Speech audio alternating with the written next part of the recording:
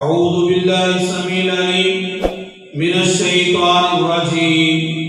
بسم الله الرحمن الرحيم. ألف لام ميم.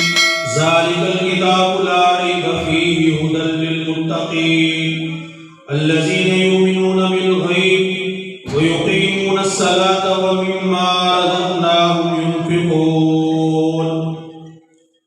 اللهم صل على محمد وعلى آل محمد كما صليت على إبراهيم وعلى آل إبراهيم إنك حميد مجيد. اللهم بارك على محمد وعلى آل محمد كما باركت على إبراهيم وعلى آل إبراهيم إنك حميد مجيد.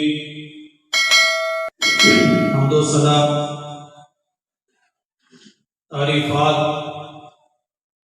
بڑائیوں کے بیائی اللہ رب العالمین کی ذات بابرکات کے لیے درود و سلام سید الانبیاء خاتم النبیین رحمت للعالمین محمد الرسول اللہ صلی اللہ علیہ وسلم کی ذات مطہرہ.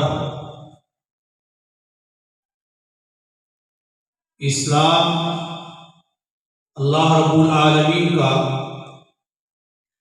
پسندیدہ دین ہے.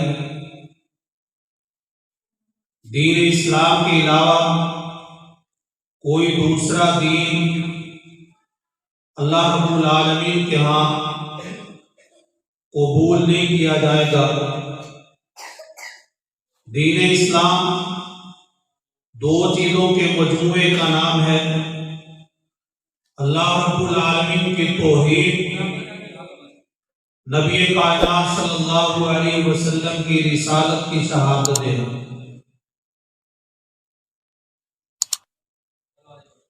دین اسلام کے اندر جو اس کا مکمل ضابطہ ہے، جو نصاب اللہ رب العالمین نے ترتیب دیا ہے، اس کا نام قرآن مجید ہے، جو آسمان سے جبریل امین علیہ السلام کے ذریعے سے نبی کائنات صلی اللہ علیہ وسلم کے قلب اطہر پہ نازل کیا گیا. پھر اس نصاب کو، قرآن مجید کو کھول کے بیان کیا گیا. تفسیر عملی طور پہ نبی مکرم صلی اللہ علیہ وسلم نے فرمائی، اور اس کے نتیجے میں جو معاشرہ اللہ رب العالمین چاہتے تھے وہ معاشرہ نبی کائنات صلی اللہ علیہ وسلم نے اللہ کی منشا کے مطابق، قرآن کے احکامات کے مطابق، اس کی تفسیر کے مطابق جو دنیا میں کامیاب ہو اور آخرت میں اللہ رب العالمین کی جنت کے اندر بھی کامیابی سے داخل ہو جائے، وہ معاشرہ مدینہ النبی کے اندر نبی کائنات صلی اللہ علیہ وسلم نے ترتیب دے دی.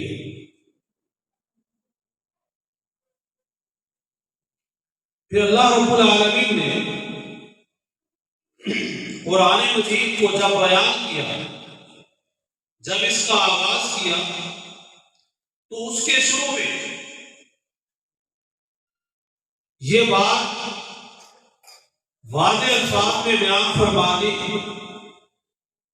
کہ یہ قرآن جو ہے ایسی کتاب ہے لا ریب فیہ، اس میں کوئی شک اور شبہ کی گنجائش نہیں ہے،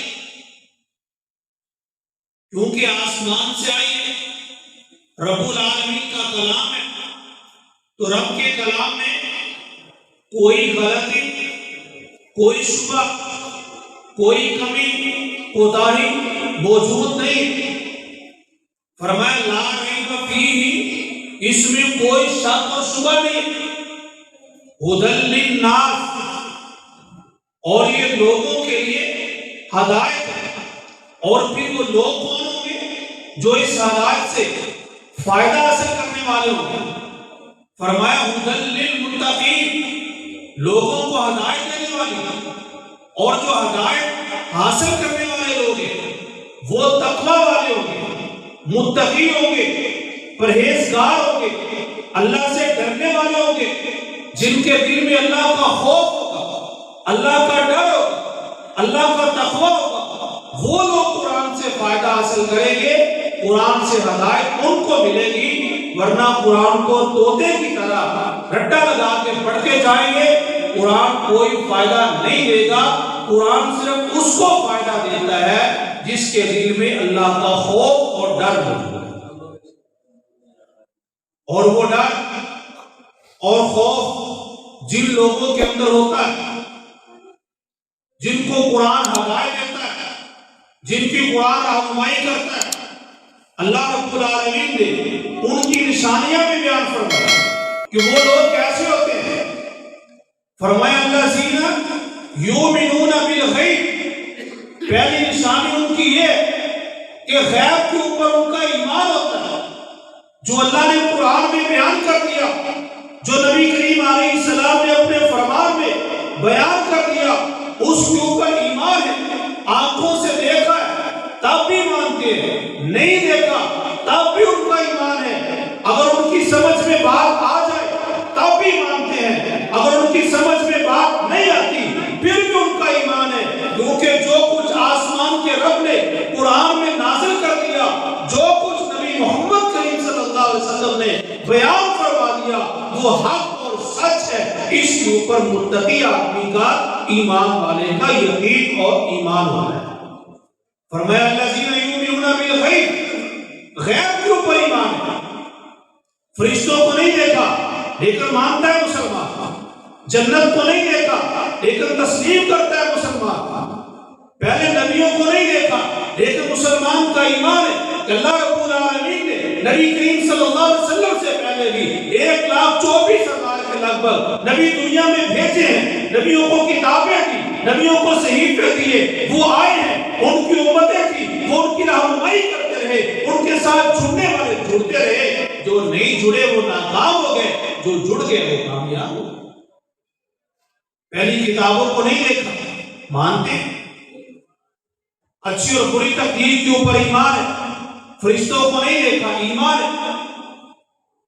اللہ رب العالمین جو قرآن میں کہتے ہیں اس کے اوپر یقین کرتے ہیں، اور فرمایا پہلی نشانی ان کی ہے الذین یؤمنون بالغیب، دوسری نشانی ان کی ہے ویقیمون الصلاۃ، وہ صرف زبانی دعویٰ نہیں کرتے ایمان کا، وہ صرف یہ نہیں کہتے کہ ہم اس کو مانتے ہیں، ہم اس کو تسلیم کرتے ہیں، بلکہ وہ پریکٹیکل بھی کرتے ہیں۔ ویقیمون الصلاۃ، وہ 5 وقت کی نماز جو آسمان کے رب نے فرض کی ہے، جو نبی صلی اللہ علیہ وسلم تحفہ لے کے آئے ہیں، وہ اس کو قائم بھی کرتے ہیں۔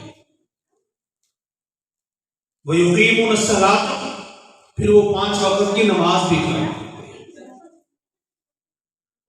اب ایک بندہ جو دعویٰ کرے ایمان کا اور اپنے آپ کو بڑا متقی بھی سمجھے، گناہوں سے بڑا بچ کے رہے، چل رہا ہو، راستے میں کچھ چونٹی آ جائے یا کیڑا نظر آئے، فوری استغفراللہ استغفراللہ کہتے سائڈ پہ ہو جائے، اس طرح کی چھوٹی چھوٹی چیزوں کا بھی خیال کرے، لیکن نماز ادا نہ کرے تو وہ بندہ متقی نہیں ہے، وہ بندہ تقوی والا نہیں ہے، وہ بندہ اللہ سے ڈرنے والا نہیں ہے، وہ خالی ڈھونگ چاہتا ہے، کیونکہ جو بندہ نماز ادا نہیں کرتا اس کے ایمان کے اندر شک ہے، کیونکہ بندہ ایمان لانے کے بعد، کلمہ پڑھنے کے بعد جو اللہ نے ذمہ داری بندے کے اوپر لگائی ہے وہ 5 وقت کی نماز ہے، اس سے بات ظاہر ہوتی ہے یہ بندہ مسلمان ہے یا کافر ہے۔ یہ سامنے جو چیز ظاہر ہوتی ہے اس سے یہ سمجھ آتی ہے کہ بندہ مومن ہے یا کافر ہے، کیونکہ نبی کریم صلی اللہ علیہ وسلم نے فرمایا بین العبد و بین الکفر ترک الصلاۃ، مسلمان اور کافر کے درمیان جو فرق کرنے والی چیز ہے وہ نماز کو ترک کرنا ہے۔ اور تیسری علامت فرمائی ان لوگوں کی جن کے اندر تقوی ہوتا ہے وَمِمَّا رَزَقْنَاهُمْ يُنْفِقُونَ، جو آسمان کا رب ان کو دیتا ہے اس میں سے وہ اللہ کی راہ میں خرچ کرتے ہیں۔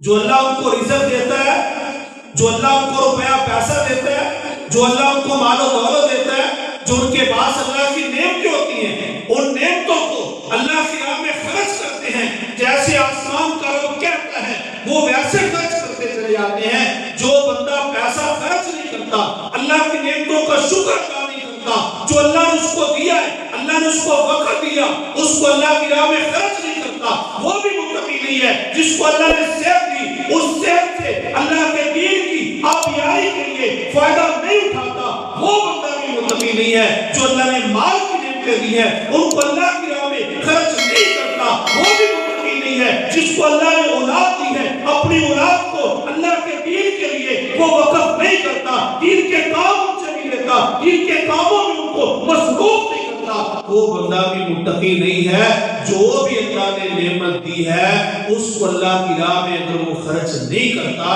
تو وہ بندہ تقوی والا نہیں۔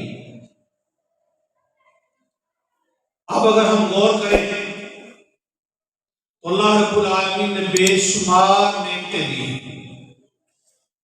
اتنی نعمتیں عطا فرمائی ہیں کہ بندہ ان کو گننا چاہے تو گن نہیں سکتا، شمار کرنا چاہے شمار کر نہیں سکتا، شکر ادا کرنا چاہے شکر ادا کر نہیں سکتا۔ تو میرے بھائیوں، بندے کی پھر اکڑ کس بات کے اوپر ہے؟